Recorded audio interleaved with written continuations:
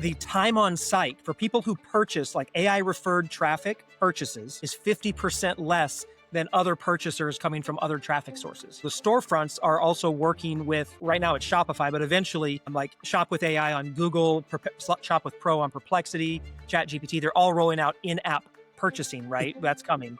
So eventually you won't even need to go to the store, but there will still be a large percentage of traffic that's going to click through that's not going to buy through the app, right? So, but think about this. If people are spending 50% less time on site already, do they need to be taken to a long form sales letter? Are they going to convert as well? After the product was recommended, they click through, it takes them to a long form letter, and then they have to scroll and read through all the normal sales hype that we usually have to put people through. They don't need that. They're ready to buy. Do they want to watch a VSL? Welcome to the DTC Insider podcast, where online business owners come to find actionable tips and tactics to grow their businesses. Now, here's your host, Brian Roisentul.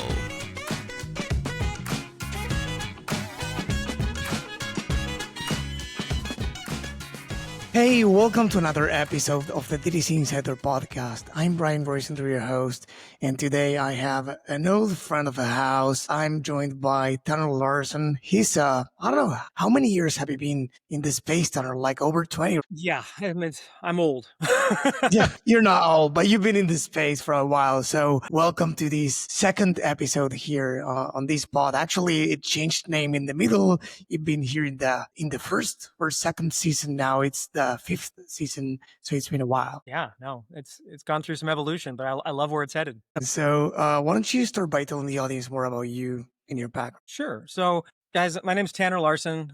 Like Brian said, I am an absolute dinosaur in the e-com direct-to-consumer space. Also, like Brian said, been around for about 20 years, direct response guy at heart, funnels, e-com, everything. I have founded and built one of the largest e-com optimization companies around. I wound up selling that company in 2022. I've been consulting and building, scaling my own, selling, exiting, all those fancy terms in the e-com space for about 20 years. One cool little tidbit fact is that, we've scaled, specifically, I've been involved in scaling over 70 brands past $20 million in the DTC space. And I've worked with, through my programs, my events and everything else, I've worked with thousands of e-compreneurs and DTC and CPG guys over the years and their brands. And I worked with the founders, worked with the teams, all of it. I've even done private equity turnarounds. So in the e-com space, like I've been around the block. I really kind of have a good feel for what's going on. I also wrote the book E-commerce Evolved, which was the first version came out in 2016. I've had several versions since then. To date, we just crossed 160,000 copies sold, and it's referenced as kind of the modern day Bible of e-commerce. Not my name, but that's what it's called, which I thought is pretty cool.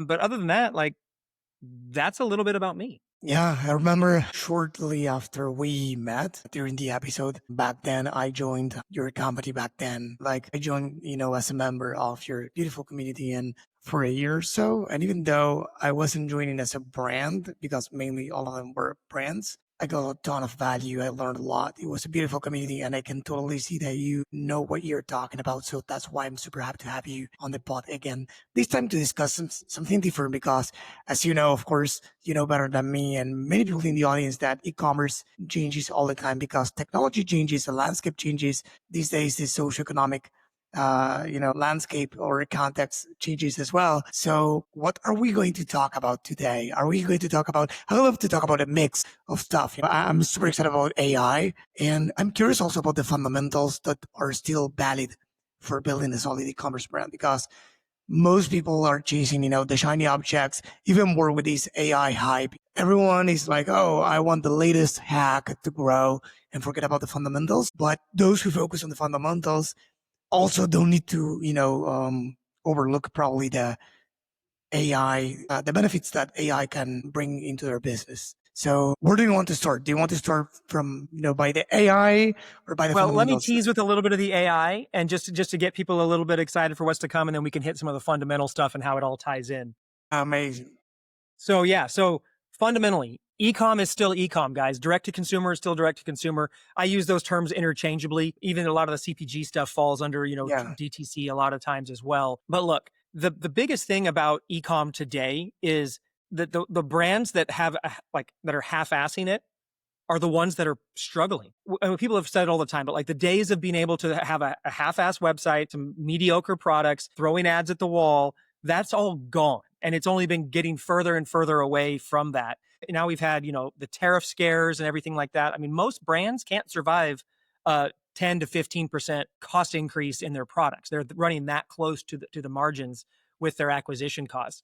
And part of that problem comes down to the fundamentals and the fact that these brands, it's not just you, it's all e-com and direct to consumer brands, are not actually built for growth. Okay. And I'm really into scale. And what I mean by that is what got you here won't get you there. And you've band-aided so many things together. You have a hodgepodge tech stack. Something works. You keep doing more of that, but then you hire more people and you have bloat. And all of a sudden your revenue is climbing, but your profits are shrinking and, things are breaking on the back end. You as the founder, you're juggling like a million plates, wondering like, hey, I have a bigger team than ever. Why am I doing more work? Why am I more stressed? Why is this all not working? And that's because your brand, your business is not built on a strong foundation. That foundation includes your supply chain. That foundation includes your marketing and advertising, your conversion rate optimization, your team management, your org chart, and also the founder. How do you operate? Unfortunately, most founders are not classically trained. They're founders by nature of creating the business, not by actually having the skill set. Many founders aren't even good leaders, not from a lack of wanting to be. They just don't know what to do and they've never led. And then they find themselves having to manage a team, but they don't know how to do that. How do I hire? How do I fire? How do I actually get people to drive things forward? So those fundamentals, and those are the fundamentals of business, truthfully. I didn't just say anything specific to e-com besides maybe conversion rate, right? That's what's true. That's what's always been true. That's what I have been doing for the last 20 years. It's what makes the biggest needle movers in all the businesses that I consult with, my portfolio companies, everything. It's not the next, how do I get a better CAC on Facebook ads, or how do I test Twitter ads, or all these different things, which are all important. And I should say X. I'm still old school, right? But I don't say Twitter or X, right? But anyway, it's not these hacks and these things, which are still what everybody and all the gurus and everybody's talking about. Everybody really during this time needs to go back to basics and figure out,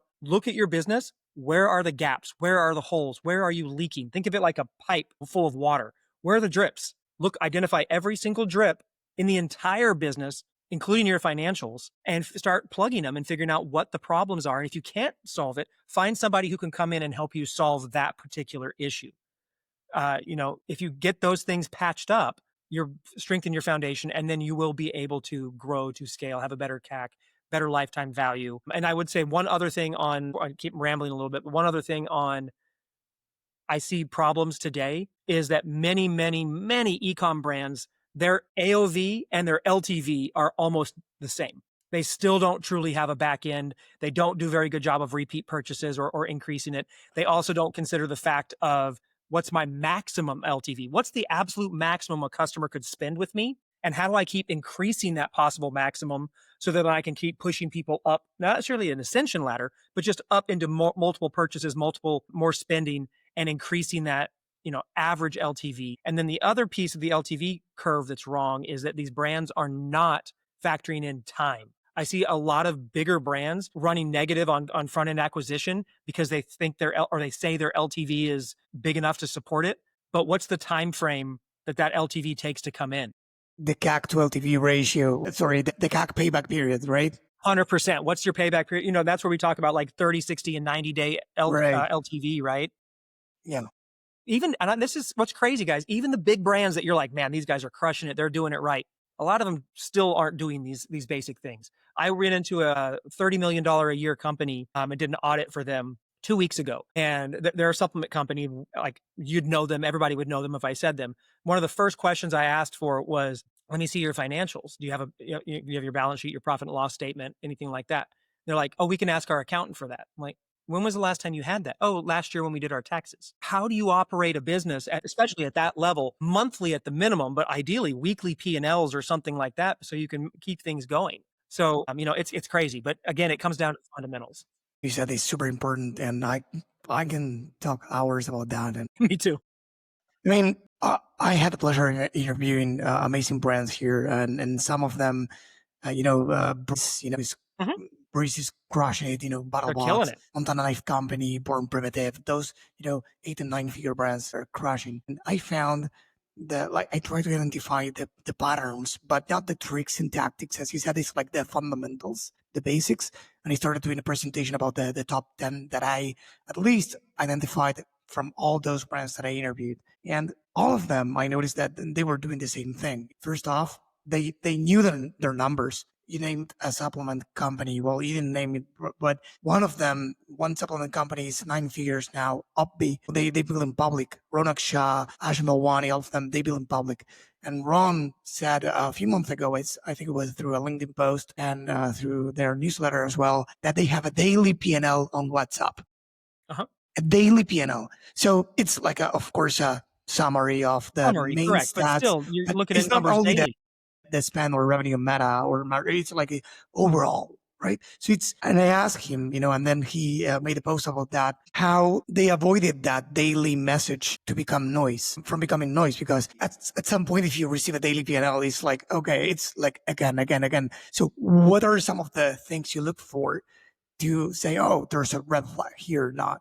And it was very interesting, the conversation with them. And also, one thing you said about being profitable in the first order or not, you tell me, but I guess that from at least with the brands I speak with currently, that changed over the years because money was cheap before, and now it's not. So many brands that could afford or had the luxury of not being profitable in the first order, now they are looking to be, Yes. because they don't have room. There's no room There's for no cushion errors anymore. Yeah, Right? I agree. I mean, it's the brands that can afford to still go negative are definitely positioned higher than the ones that can't. But the days of more brands being able to run negative is declining because everything's so tight now. And yeah, everybody's trying to extract that profit on the front end sale.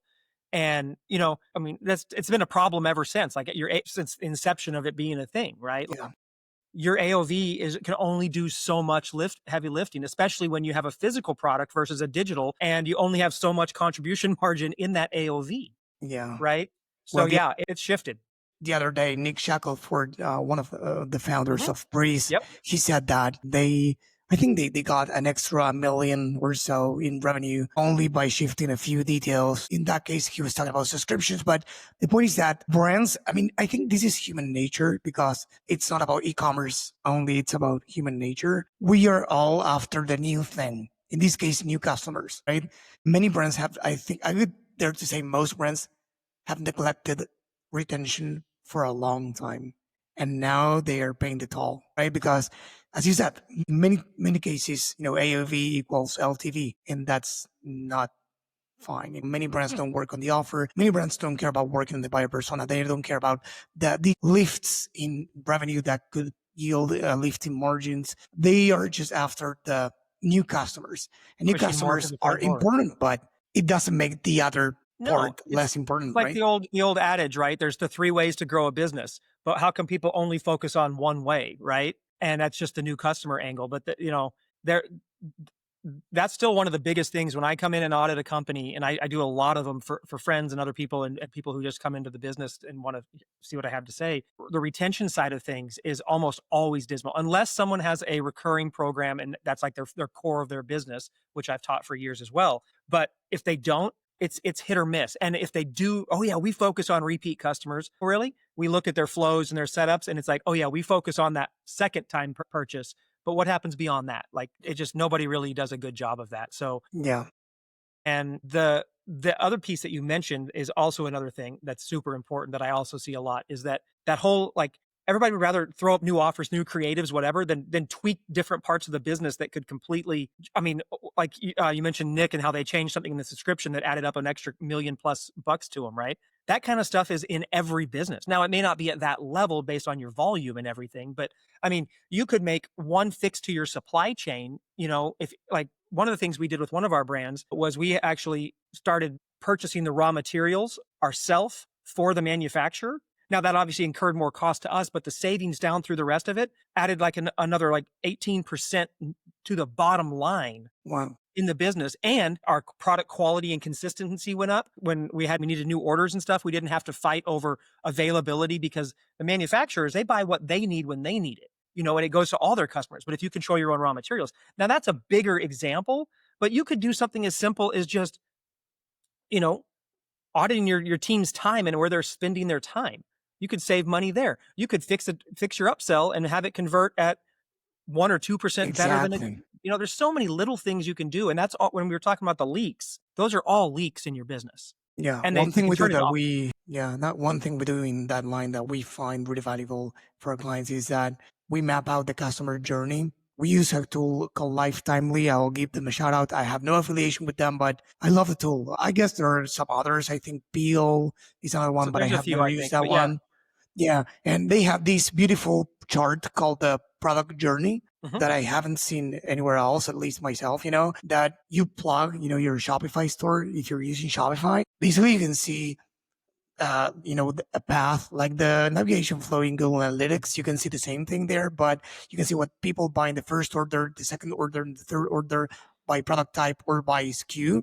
So you can see, okay, so people buy first product type A, 40% of people buy that. Then from those, a percentage buys product type B, and you can see the time between orders. So with that information, you can actually adjust your, let's say, email or SMS flows. Otherwise, what are you doing? If you know that your top performing products are X, Y, and Z, and then you know that people after, I don't know, 30 days buy B or C or whatever, then go with that, try to do something. Or if you identify, again, the time between orders and your goal is to increase LTV, that's like a broad goal, increase LTV. Well, one of the ways to do that, as you of course know, is decreasing the time between orders. So if you first know, I think this is the main thing I want to say is like most brands don't know the current status of things to then see the evolution, right?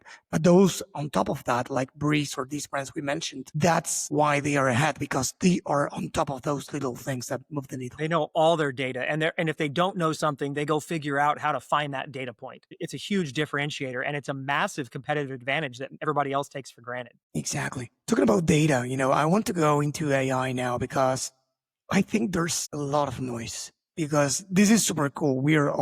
I think we are all really excited about it because it's like we can see clearly that the sky is the limit. But I think, and I was wondering what you think about it, that the problem is people don't know what to do with it. People are going crazy. It's like, can I do this? And then can I do this? And then can I do this? And they don't know how to focus and how to leverage it for their brands. 100%.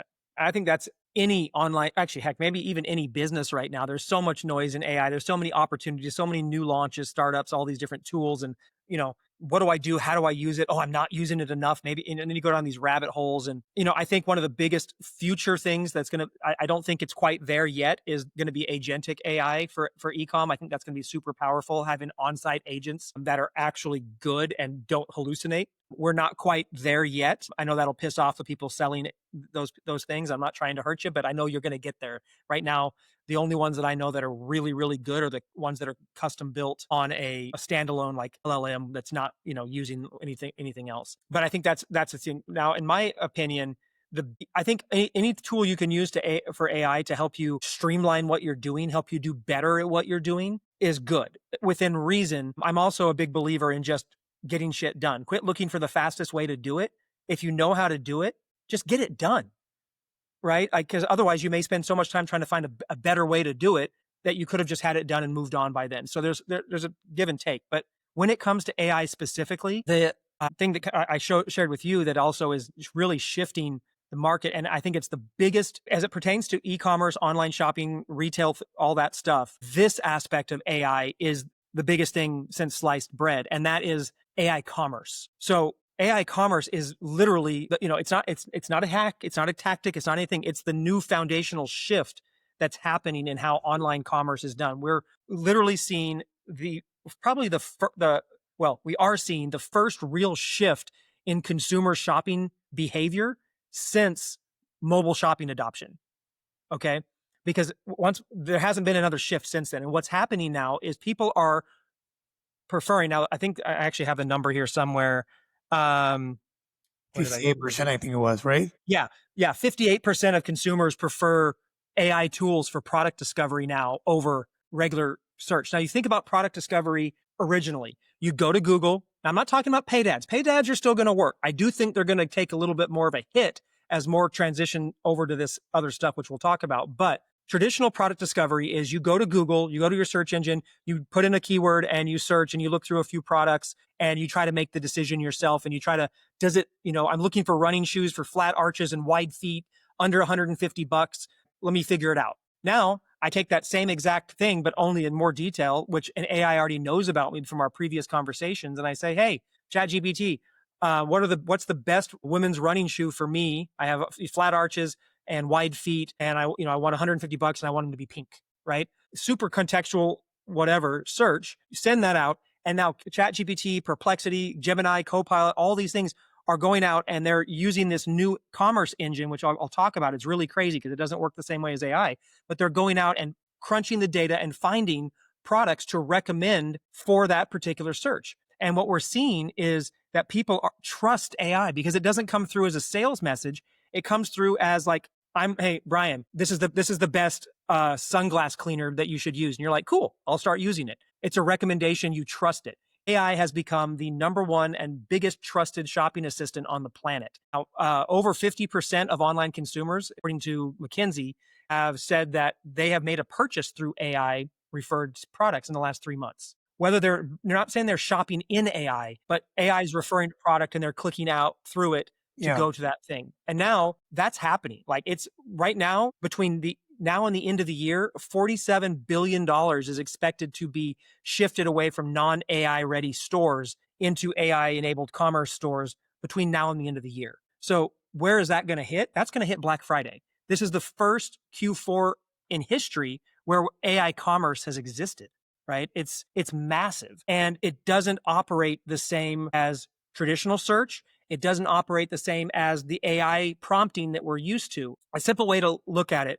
I mean, we're all used to using AI at this point. I'm sure every one of your listeners is using it. But if you think about traditional search engines, you plug it in, think of that as like a one-dimensional search, right? It has one dimension of crunching data. Then we have the AI that we've been using for like the last year and a half, which is 2, maybe 3 dimensions of data crunching.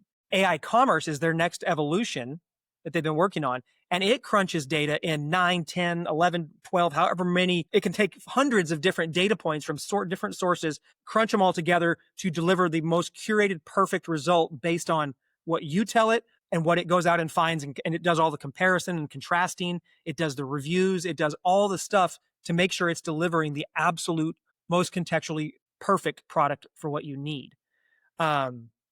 We've never had that power in the history of the world before. And that's why so many people are shifting. And by 2030, it's expected to be $280 some odd billion exclusively operating through AI commerce. So it's crazy. I have another, data point from, no commerce post-purchase solution, and they do much more, but that's the main thing they are known for.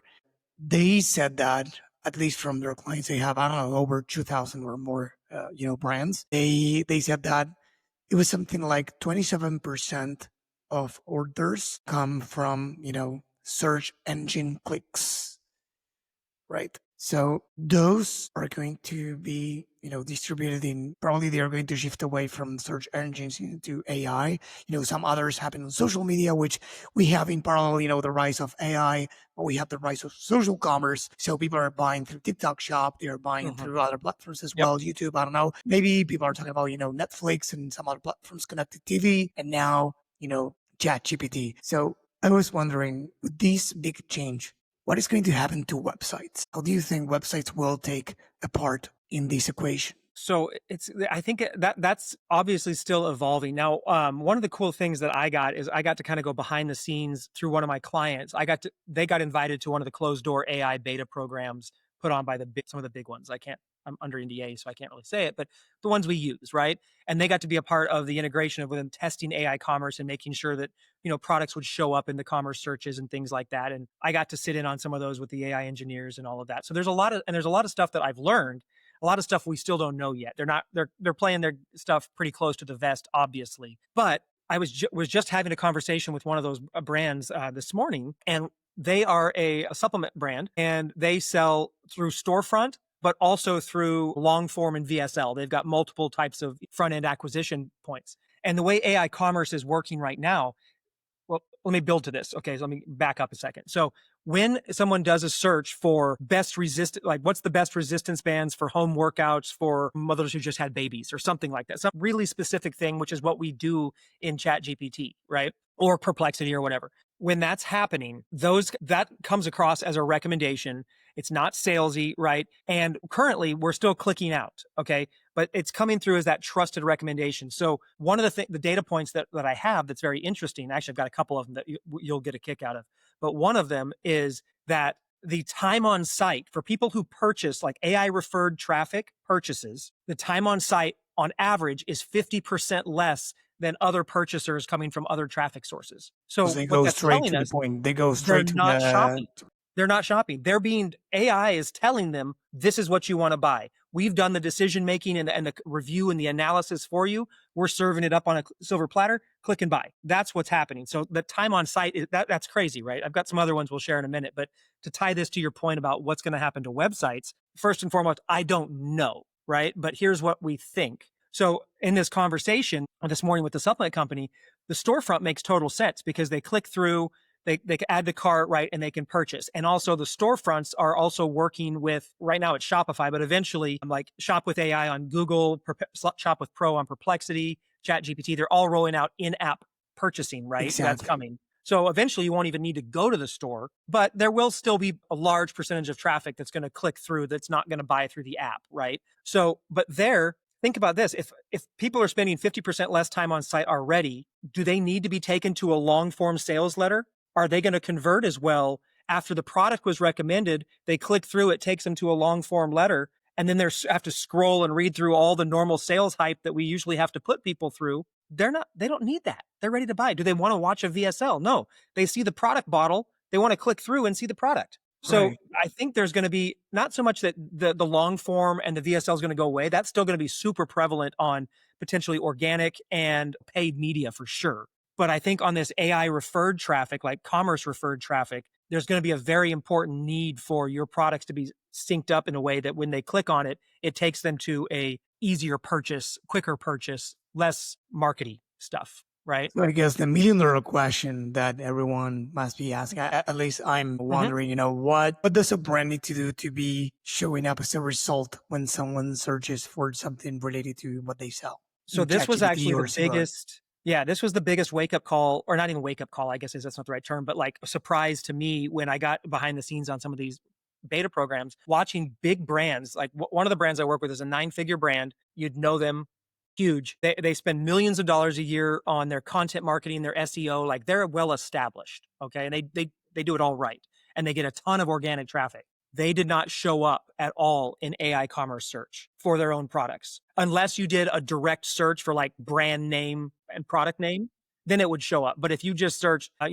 best product X for blah, blah, blah, blah, blah, they should show up, and they weren't. And it's not because their SEO is bad. It's not because they're doing anything wrong. It's because these AI commerce engines, because like I was talking about them being multidimensional, they need to be able to serve up effective contextual results that are actually curated and a perfect fit for someone. They need more data than what's normally available. Like, yes, they need all your product data, but they also need like extra stuff that has never, in the history of the world, we've never needed to provide it because there wasn't a way to use it, right? And what the other thing about these AI things, so first of all, your question is, what do they need? Well, they need a structured data layer that's machine readable. Not what's pretty on your website that the human reads, but a machine readable data layer. Now, a lot of people, when they hear this, they think, oh, rich snippets or SEO schema. Yes, in as much as these are both fruit, but one's an apple, one's an orange, right? So they're different. Yes, they like schema or rich snippets. They still use a structured machine readable format that's very easy for the websites or the bots and stuff to crawl and extract. But the type of information is much more product centric and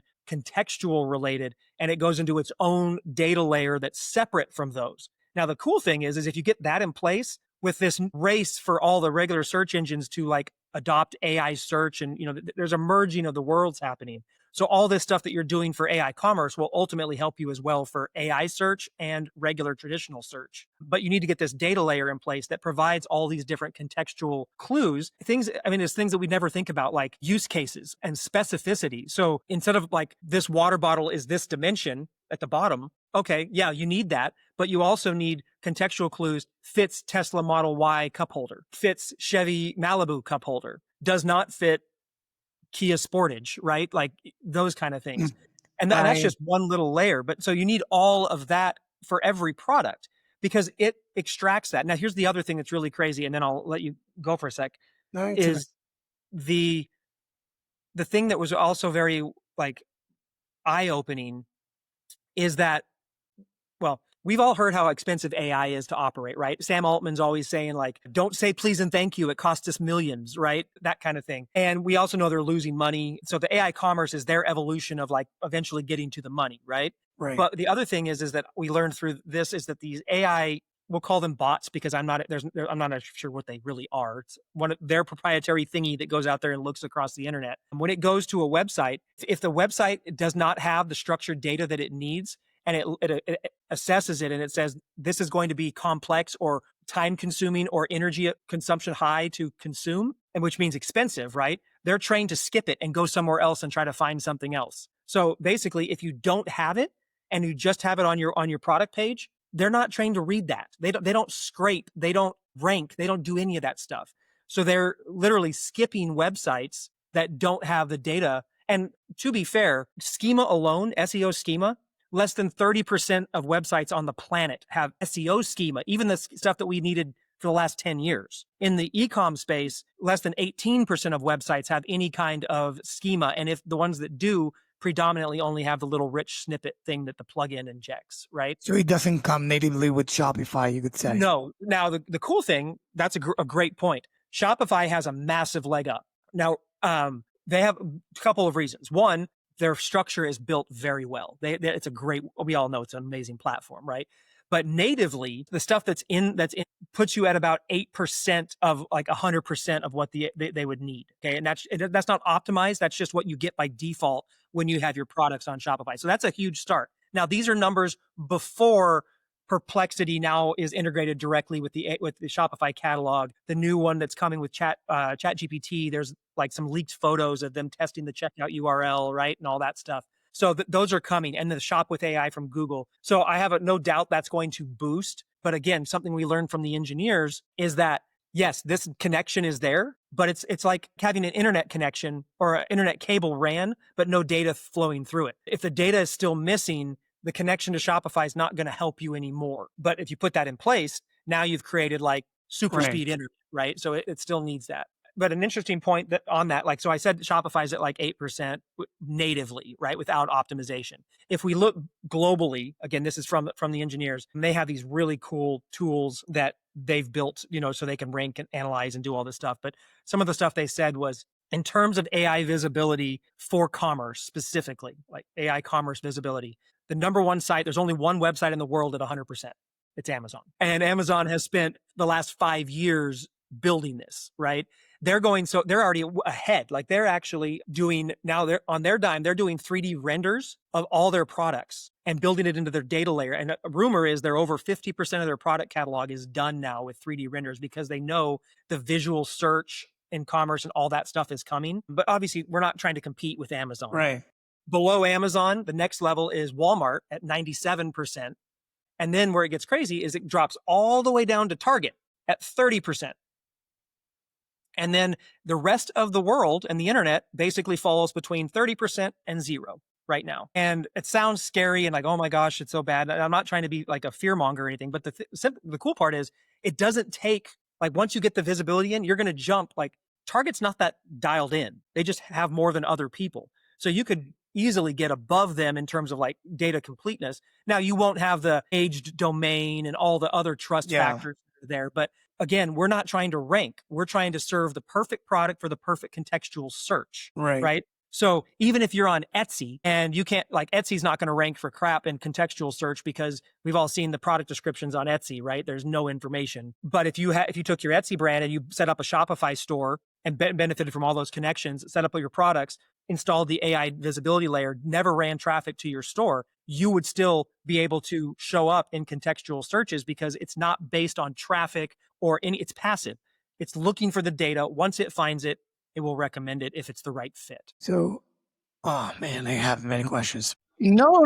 You weren't rambling. We're giving a lot of useful information. So thank you, because this is really new. Let's face it. Nobody knows what's going to happen in the future. I mean, we know probably the immediate thing they are planning because they revealed, that they are going, to embed shopping, within each of these platforms, but we don't know about, the adoption. We don't know about the next step. We don't know about many other stuff that are going to happen. And that's beautiful at some point, right? But it's also, we don't know what to do as brands or tech companies as well. So I've been trying to educate myself on this, not a lot. I just barely started, I could say. And you read that. First off, I wanted to validate a few things with you. It was crazy to see that the average number of words in a search query, let's say on Google or other search engines, is something like 4.2 or something like that. And then on these AI tools, it's like 23 or something like that. So it's super long, super specific. And as you say, use case related or something else that is not only the cheapest sneakers or something like that. I read that, besides, checking whether it's, compatible with the schema and all the stuff, it's about, adding, as you said, use case scenarios, FAQs to product page, blah, blah. But if all of us, or let's say most decent brands do that, what else can they do to stand out? Because I guess that the same way nobody looks past the first page on Google or Bing, etc. Something similar is going to happen here, even though it's not entirely related to SEO, as you said. No, you're right. If everyone does that, who's going to win? Yeah. That Perfect. problem? So this is exactly one of the reasons that I'm like, and when I reached out, when I was like, hey, dude, I got to show you what I'm doing because this is so timely. It needs to be talked about now because right now, this is a competitive advantage. And I'll explain a couple other reasons why in a second. But yes, we've seen how fast AI moves. Like 2 years ago, we didn't have really AI, right? And now everybody's got it on their phone. All right, AI commerce is barely a couple months of rollout old, and this is be the first year of it, year of it really in existence. So it's moving fast. It's moving 300% faster than like mobile phone adoption. Wow. Which is insane, That's wild. right? Yeah. So yes, here's the thing. Right now, it's a competitive advantage. And there's what you use it, and I'll talk about how you can get like ahead with it as well. But eventually it's going to become table stakes. It's going to become just a prerequisite just to compete. So yeah, like you said, once everybody starts doing this, then you have to do it. You don't have an option at that point. Now, the good news is because it's contextual and it's very hyper focused, and you can always get better at what the data you provide and looking at your search traffic and there will be a whole world of AI commerce data layer optimization that will evolve out of this. Of course, we don't know what it is yet, right? Like it's too new for that, but obviously it's going to happen. And then of course but you're also showing up for products that your competitors might not show up for because your differentiation or, the way it's set up. So it's not like, oh my gosh, everybody's doing this. Now I'm not going to show up at all. You're all going to show up, but then the other factors come into play. So right now, another reason why I highly recommend everybody jump on this at some level now. You don't have to follow me. I just mean do it, right? And I'm telling all my portfolio companies too, like we're not doing any new initiatives. We paused anything we were working on that was a new initiative to focus exclusively on the data layer right now, partly because of this fact. So you mentioned, actually 2 facts. So you mentioned the whole thing about like, they're not going to dig deep between like the second page or whatever. They're going to look at what's first recommended. Well, currently, like if you go to Perplexity or any of them really, they all recommend between 3 and 10 products, depending on if you're on a dedicated shopping tab or a regular search tab or whatever, right? Well, looking at it from the AI engineers, from the beta program, what we've learned is that 72% click on the first one. Is it 12%? My math's going to fail me. It's like 12% on the second one. And then I think it's 9% is that, I think that adds to 100, clicks on between 3 and 10. So 9% is split between number 3 and number 10. 72% is in number 1. So that's obviously, like you said, you need to be able to show up good. Well, right now, one of the things that's weighting it, and it will always be a weight, but over time, it will obviously lose the amount of weight that it gives, is AI learns from itself. We already know this, right? So think about this journey. You search for a product X, it pops up 3 products. You click on one of the products. Whether you buy or not, you engaged with it. AI knows you engaged with it. Later on, I search for a similar prompt where that product would be a good fit again and others. But because you engaged with it, it's given it weight like, oh, this one people already like. So now I click on it, boom. And it's like this snowball of like, the more of a product gets seen and engaged with, the more likely it's going to be continually recommended in the appropriate contextual search. It's not going to be recommended where it doesn't fit, but if it fits, it's going to have a higher likelihood of showing up. So that's another reason why early adopters, people who jump on this sooner, are going to be better, because right now we're talking like 80 to 90% of the interwebs doesn't show up in AI commerce at only minimal levels, right? If you start doing product searches for like mainstream products, you'll notice that it seems to be a lot of the same companies getting recommended over and over again. There's maybe a few hundred companies that you see consistently. And right now, there's not enough data to truly provide those more niche type product references. So an example, I am still looking for a new protein powder. I just want to try something new. There's new stuff always out. But I'm big on no artificial sweeteners, no fillers, low carb. I want a really pure, grass-fed, really good protein powder. So I was like, you know what? This is a perfect way to try this, because I'm actually looking for this. Put it into Perplexity, which is my absolute favorite search engine. I don't even use Google anymore, but using Perplexity. And I basically typed in, look, I need no sweetener, no artificial sweetener, grass-fed whey, no fillers, low sugar, low carb, blah, blah, blah. It was a fairly long prompt, okay? And I wanted vanilla. And so I did the search, and the first 4 of the 10 in the shopping tab results served were Walmart. Now, Walmart does not sell any protein that matches even one of my criteria, other than the fact that it's a protein powder. Like they're full of sweeteners, they're full of sugars, they're full of fillers, they're garbage protein.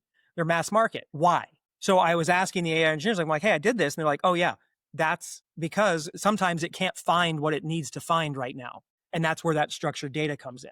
So the opportunity is really big right now. And that's, again, why I said, like, all my portfolio companies and ones I work with, we're focusing on getting this data layer out. Now, I do want to quantify this. It is a little bit labor intensive at first, right? First of all, you need to know what to do, what the data is that needs to be put in, but you got to do it for each product. It's not like you copy and paste it, because each product has its own nuance. So brands that have a huge SKU library, you're not going to get them all done, right? So you want to 80-20 it.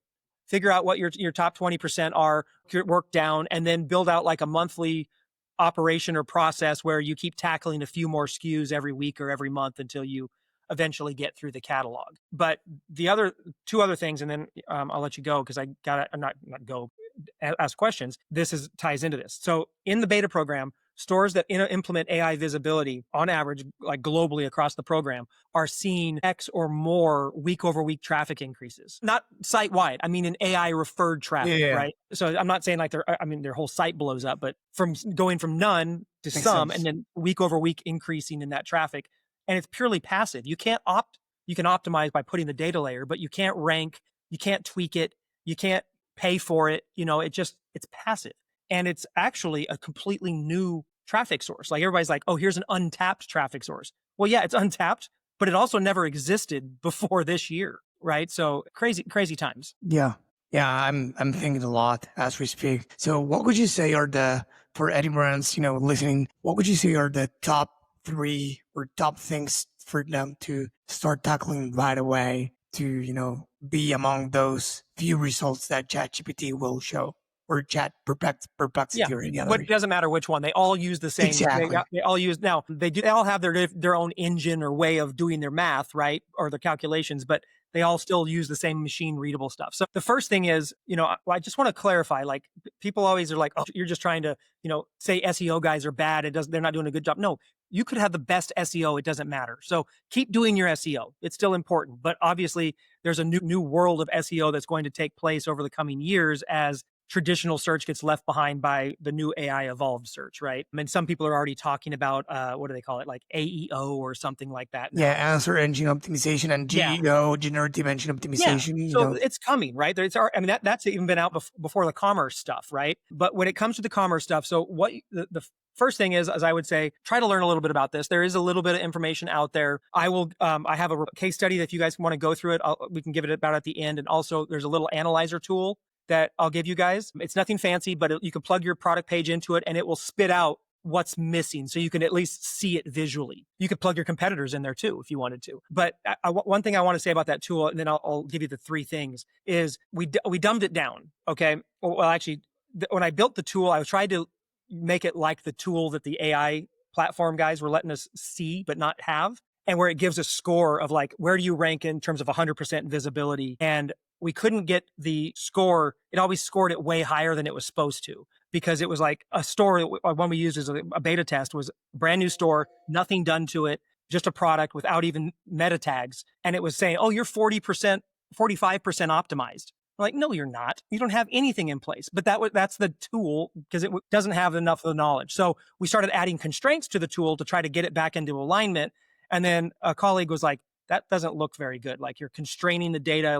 Like, okay, let's just scrap the whole scoring thing and just point out what's wrong. So I can't give you a score of like where you rank against Walmart or anything else like that, but you can see what's missing. It'll tell you like, the hey, work you need to do to fix, and it'll show you exactly all the points, the advanced points and different things like that. So to your point, sorry, I got off on a little tangent there, but I'll give you that tool. But the three things that you guys need to pay attention to are what we call smart data points. Okay. And the smart data points are, again, the machine readable content for your site. So smart data points that are the basic ones are everything about your product. Okay. Like, and this includes like the box size, includes how it's packaged, includes the weight of each individual piece, the pricing, the sale price, the when it goes on and off sale, but literally everything, most of which is already on your product page, but it's not all there. Okay. And then the next level, that's your basic level of stuff that you need to have. Now, there's a way to do it. I can't teach it on a podcast, of course. but there's a way to actually implement it into the code, but understand just what you need to do. So if you just got together with figuring out what data initially to start with would be a big start, and using that tool will help you get a really good start on like, man, because here's what's happened. If you use that tool, you'll look at it and it'll give you a list of like 10 or 15 things on the advanced side. And I almost guarantee you don't have any of those currently, even on your product page, because there would be no use for it. Nobody's going to read the data that way. So assembling that data, but you need smart data points, and we call it enhanced attribute data points. Enhanced attribute are the things that make your product more unique. This is where the more contextual search intent type stuff comes from, how it can be used, what it's good for, the fits Tesla cup holders, those kind of pieces. And this can be massive. This doesn't have to be just 5 or 6 things. It can expand over time. So it's not something you have to perfect day one. Biggest thing is just getting it done. And then you need to start looking at the comparison aspects. So when you think about comparisons, normally we think about a comparison chart on a website with like checkboxes and X marks, right? Brand versus brand or product versus product. Cool. That's one level. But you need to do specification versus specification, like in blenders, motor speed versus motor speed, decibel level versus decibel level, brand versus brand, yes, product versus product. Like Blender, another example would be like space, how much space it takes up, right? So Right. all those, it just makes you think in a whole nother level of ways. And again, guys, I actually am putting together an entire like training on this, so that, because there's so much, and it's not complicated once you know how to do it. It's just, you got to know how to do it. So I'm putting together a training on that so everybody can kind of get all the way through it. But the best way to start is literally those things I just said, and using that tool to like spark the mind and go, okay, and then start assembling that data. And then once you've got it, put it into place. It's pretty straightforward. Yeah. Well, thank you. And as you said, important things don't need to be complicated. We just need to do it.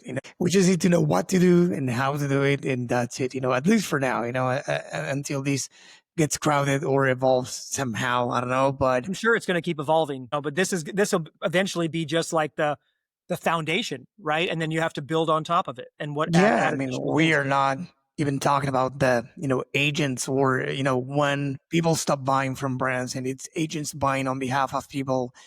A whole It's like, nother level, right? that's probably something else. And what about the customer psychology and triggering people? We are not like, it's someone without something, let's say without emotion, something without, urgency, or it's like just, doing your bidding and Yeah. following your orders to find something for you. Well, listen to this one. This is a personal experience one.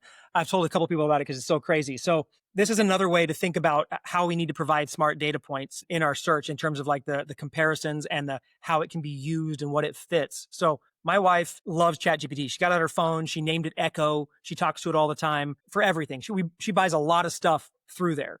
But one of the things that caught my attention and hurt the wallet was that she decided she was going to redecorate a fireplace mantle in our formal living room. which was already decorated like 4 months ago. So it didn't need to be decorated, but whatever, that's her. So she starts uploading a picture to ChatGPT and saying, hey, here's my style. Here's what I want to change this. And then it would obviously suggest it mock up new images with products, right? And she'd say, no, I don't like this. Yes, I like this. And eventually they got to a version that she liked. Okay, now this is just images at this point. Her next prompt was, I love all of those. Give me links where I can buy them. And it found her links to all those. So those products, and she went, clicked, and bought every single one of them. Not one of the 5 or 6 things that she bought was, for lack of a better word, like mythical or a fake thing that ChatGPT just drew. It was actually a product, or if it did draw it, it was able to go find something that was directly related to it. And she spent like $1,000, just off of AI walking her through this whole generative image thing and then recommending the products. There's nothing else on the planet that has ever been capable of doing that. And that's just one thing. Like, I know another friend of mine uploaded his like blood work and medical stuff and said, what supplement should I be taking? And it built him a whole supplement plan and gave him links to all the best supplements to buy. So it can't make those recommendations without the data. But it's the Wild West. It's amazing. I can't wait to see how it evolves. 100%. Well, Tanner, I want to thank you for coming. I would spend probably hours talking to you because it's so interesting. But definitely. Yeah. So where can people go to learn more about you and your business? I know you're working on build to scale, right now. So please tell the audience a little bit about it if you want, of course, and of course where they can learn more about it as well. Yeah, sure. Guys, if you want more, you can connect with me on socials, on LinkedIn, whatever. If you want to learn more about like my e-com side of the business world, my company is Built to Scale with the number 2. So built, the number 2, scale.co. But specifically for the tool that I was telling you, I put a domain together just so you guys can always find it. You don't have to remember some crazy URL. Is ecom AI data layer. So ecom AI data layer.com. Go there. You get the report. It's a case study / white papery report. It's like 25 pages, but it sets the stage for everything, gives you a bunch of case study examples, and then also gives you the tool that you can analyze your site and see if you even like what I have to say, right? But at least that'll give you a jumping off point to do more research for what you need. But again, if you guys want to connect with me for anything, socials, builttoscale.co or wherever. And so for those of you listening or watching this, why not? First off, thank you. And second, if you go to the DTCinsider.com and you find the episodes, you will find all the show notes, including every single link he mentioned and more, the case study / white paper as you define it, the company, and of course, the social handles as well. Tanner, it was amazing doing the second episode with you. Thank you for being here. Appreciate it. Thanks for having me. This episode was brought to you by BSR Digital. We help DTC brands grow through paid ads and email marketing campaigns. If you'd like us to help your business grow, head on over to bsrdigital.com and schedule a call with us.